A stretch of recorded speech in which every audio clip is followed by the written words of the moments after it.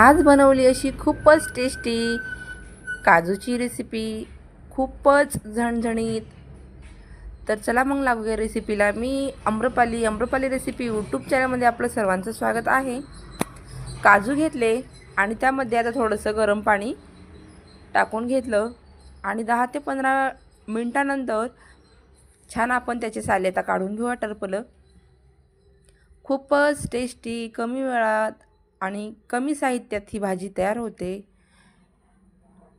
हॉटेलपेक्षाही भारी ही रेसिपी आज मी कोकणची बनवलेली आहे.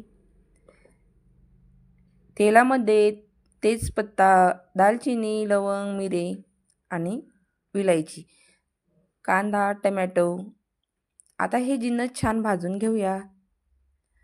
तेलामध्ये 1 चम्मच मिर्च मसाला, हळदी पावडर आणि गरम मसाला आणि धनिया पावडर टाकून घेतलं आणि ग्रेव्ही थोडीशी आणि जिन्नस हे छान बारीक करून घेतले. त्यामध्ये 1 चम्मच साय छान मिक्स करून घेतलं. बघा, तेलही सुटलेलं आहे. आता त्यामध्ये काजू टाकून घेतले आणि छान मिक्स करून गरम पाणी टाकून घ्यायचं. यामध्ये अजिबात थंड पाण्याचा वापर करायचा नाही. 10 ते 20 मिनिटात ही भाजी आपली शिजून तयार होते. चवीपुरतं मीठ. आपली भाजी बघा किती छान शिजून तयार झाली.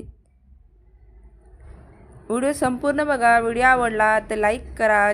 आपल्या चॅनलला सबस्क्राईब नक्की करा. ही काजूची भाजी आपली तयार झाली आहे, झणझणीत आणि टेस्टी. व्हिडिओला लाईक करा, आपल्या चॅनलला सबस्क्राईब करा. मग या जेवायला.